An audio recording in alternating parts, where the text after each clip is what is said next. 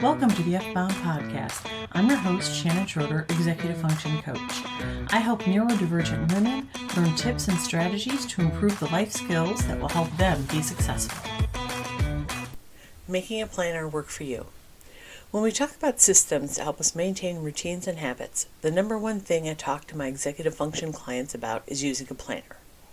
Most people with ADHD struggle with making a planner work for them. If I had to put a number to it, I'd say 95% of my clients start balking at the idea of a planner. It's something that their parents and teachers have shoved down their throats for years. They hate them. Planners don't work for them. They can't remember to use them, so why bother? I've heard all of the reasons. My response is always the same. You need a system to organize your life and priorities. Your deficit in executive functioning means that you can't simply rely on remembering things. But, and this is a big but for some of them, you get to decide what that planner system is. For many people, they spend time trying to copy what other people do because it works for them and it looks cute and they desperately want to be like that. Very rarely does anyone say that you should try to figure out what you need for a planner to work for you. Like everything else I talk about, it's a process and not something to rush. And in this, I speak from personal experience. I've always been a planner person, but I would just walk into a store and buy one that looked like it would work. My only requirement was that it had to have a monthly spread as well as a weekly spread, but I never thought about layout or design or anything like that. Actually taking the time to figure out what layout works for me was a game changer, and I'm a person who has always used a planner. Imagine how beneficial it would be for you, the person who has railed against using a planner. As I mentioned, most of us try to copy someone else's planner style or method. I'm not saying you can't do that. You should absolutely look for inspiration wherever you can, but if you try to mimic exactly what someone else does and it doesn't click for you in your brain, it's going to be too complicated and you won't stick with it. Let's start with looking at ways to help you define your planner style. Styles of the planner itself. The first step in making a planner work for you is in choosing the planner itself.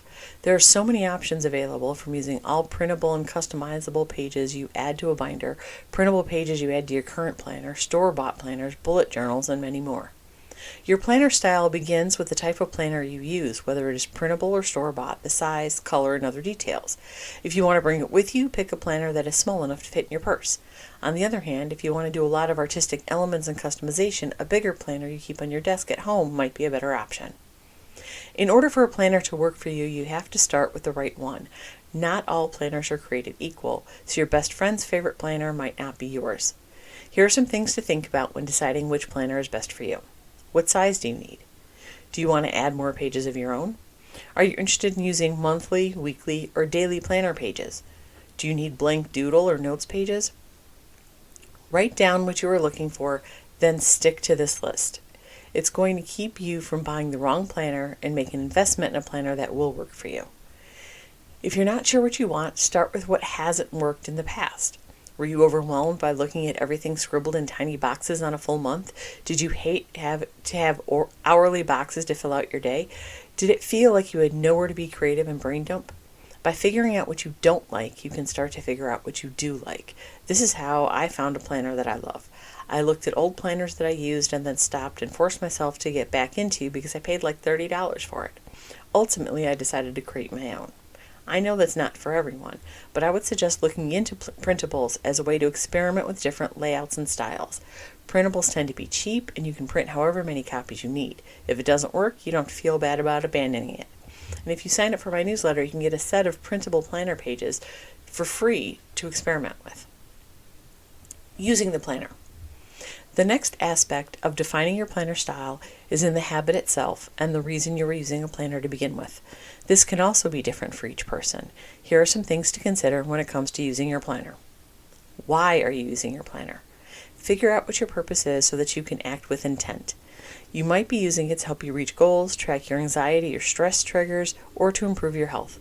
Someone else might use it to stay focused and productive with work tasks. Still another might only write down appointments and deadlines to be able to keep track of them. Make a list of all the things you'd like to organize and plan for. Then decide which of these things should be pages or a section of your planner. What will your pages include? Another part of defining your planner style is in the pages themselves. If you want to start basic, a store-bought planner works out great. However, when you have specific uses or goals, you might want pages you can customize. Some planner companies, like Happy Planner, have additional kits that you can buy to add to your planner. There are millions of people selling planner inserts on Etsy. The key here is to go in with a specific idea of what you want. Don't just go to window shop or you will fall down a rabbit hole of planner pages. Where will you use the planner? This is also important to determine because it might determine the size of your planner. I keep my planner on my desk. I like ample space to write, so mine is a standard letter size 8.5 by 11. However, this is not a good size for someone who wants to carry it in a pocket or a purse. Depending on your goals, you might have more than one planner. Go beyond filling in the monthly calendar. Many people start using a planner with the monthly calendar page where you write down important dates and appointments. This is a fine place to start, especially if you routinely forget things or show up too early or late for appointments. Realistically, you need to utilize more sections of the planner to benefit from it. We all have other things we need to track or remember, and a planner can help us do that. Start using the weekly planner pages where you write down goals and tasks for the week, then switch over to the daily pages where you can add more notes and more specific to-do lists.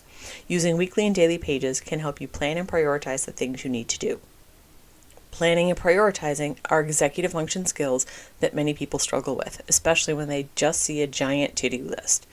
They don't know where to start or what to do. A planner won't do it for you, but it can help you focus on making the best choices. Trackers for your planner. Your daily planner is an excellent way to write down your goals and start working toward them. Where you write your goals down will depend on the planner you're using. Some have pages before each month's calendar page where you can write down what goals you have and tasks for that month to achieve them. Others have blank pages you can use. Other trackers you might want to consider for your planner are your water intake, quality of sleep, what you eat, fitness routines, anxiety or stress triggers, mood trackers, gratitude or inspirational quotes, and work tasks you got done. These are all tools that can help you pay attention to the things that are important to you. How to stop giving up on daily planners. It is easy to pick up a new planner and start using it, but continuing to use it in the long term is where the challenge comes in. You need to understand why you keep quitting on your planner and how to be motivated to continue using it so you can reap the benefits. If you understand why you've abandoned a planner in the past, you can learn how to make this planner work for you. Pick a planner you love. We've already spent a lot of time on this, but it bears repeating again. If the system isn't working for you, you won't keep doing it. If you keep using a planner for a little while, then ditching it, it's probably not the right planner for you. A planner that you love and are passionate about is one you want to keep using. From the look of it on the outside to how the inside is set up, you need to fall in love with this planner. It is all in the details, the size and look and feel, how many pages you have, whether or not the pages can be customized, and so much more. Make it fun. In addition to using the right planner, how you use it will also make a big difference. You need to have a reason to keep using it, which involves making it a fun experience. Don't make it a chore with a boring black and white planner that you don't enjoy using, unless, of course, you prefer a minimalist style. Figure out ways to make the entire experience more enjoyable. Maybe you sneak in some coloring pages so you have activities to do each time a new month starts. Or you use color coding, stickers, washi tape, and embellishments. Maybe you prefer using more of a bullet style journal because it gives you more customizable options. If you are using some of the trackers I mentioned above, many are colorable and filling them in with different colors adds fun. Turn it into a daily routine. Another great way to encourage regular use of your planner and to make a planner work for you is to add it to your daily routine.